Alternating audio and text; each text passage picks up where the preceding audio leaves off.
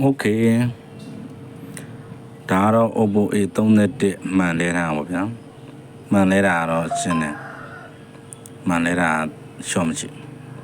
ရှော့ရှိတာမှန်အစ်စ်နဲ့လဲထားတယ်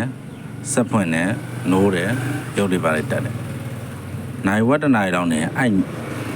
ရုပ်ကပြောက်သွားရုပ်ပြောက်ပြီးတော့နိုဒီတွေပါတွေတော့တက်တယ်စက်ကနိုးနေတယ်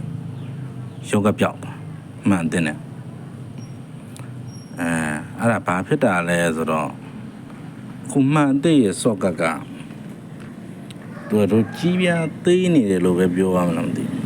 ကြီးပြားနည်းနည်းတိမ်နေသလိုပဲအဲ့ဒါနဲ့ကျွန်တော်ကဘာလောက်ရအောင်ဆိုတော့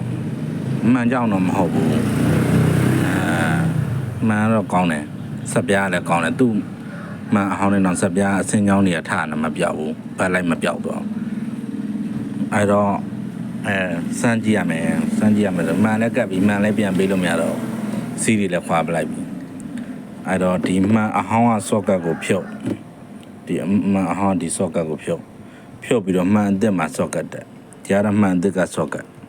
မှန်အစ်စ်ကဆော့ကတ်ကတို့ကြီးပြားသေးနေရတာဘယ်လိုလဲမသိဘူးဒါမှခုတော့အဆင်ပြေသွားပြီပေါ့နော်ခုကတော့မှန်လဲလိုက်လို့ဒီဆော့ကတ်လေးမှန်အစ်စ်မှာဆော့ကတ်အဟောင်းဟာသွားတက်လိုက်တော့ဘက်လိုက်ကလည်းမပြောက်တော့ဘူးစိတ်ချင်းရတာတော့300โอเคမောရင်တော့မှန်နေကြီးစွတ်လဲမလဲဘူးပြောချင်တာပေါ့ဗျာကျွန်တော်မှန်လဲမောရင်လည်းဒီတိုင်းလုံးမရရင်တော့မှန်လဲရတာမှာကိုကတော့မှန်မလဲလိုက်ရပါနဲ့စော့ကတ်လေးလဲပြီးတော့အကုန်ဆင်ပြေသွားပါပြီစက်ဖွင့်ပိတ်လဲ4ငကြိမ်လောက်လုပ်ပြီးပြီပြီးတော့ဒီဖုံးပိုင်ရှင်ကိုကျွန်တော်လုပ်ပေးတာသူကနဝက်ကျိုးကြော်တာနဝက်ကျိုးတွေကြော်တာအဲ့ဒါလည်းနဝက်ဂျမ်မာကျိုးကြော်တာဂျမ်မာကျိုးဖြုတ်ပြီးတော့ကျွန်တော်နဝက်ကျိုးအစ်စ်ထည့်ပေးထားပါတယ်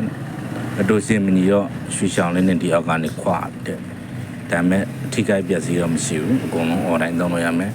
လိုင်းတိုင်တက်တာလည်းနည်းနည်းပို့ပြီးတော့ဖူးဖြစ်သွားမယ်လိုင်းတိုင်လည်းဖူးဖြစ်သွားမယ်အဲ့နာကြည့်တော့မယ်โอเค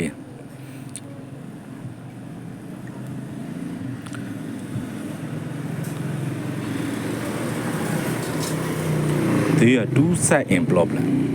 They are two side in problem. They are two side in problem. They are two side in problem. အဲ့ဒါလေးလာပြောပြတာပါလို့တခါတလေစောကအဟောင်းလေးတွေနဲ့လောက်ကြည့်ပါလို့မောရင်တော့ကျွန်တော်အဲ့နည်းနည်းအရင်နဲ့ထီတော့မလို့ပါဒါလေးကတော့ကန်ကောင်းသွားပါတယ်ကစတမာလည်းအဆင်ပြေပြေသုံးလို့ရပါပြီမမလာလာရေးအဆင်ပြေသွားပါပြီနဝက်ကြိုးတွေလည်းကျွန်တော်ထည့်ပေးထားပါတယ်Oppo A31 Oppo A31 Okay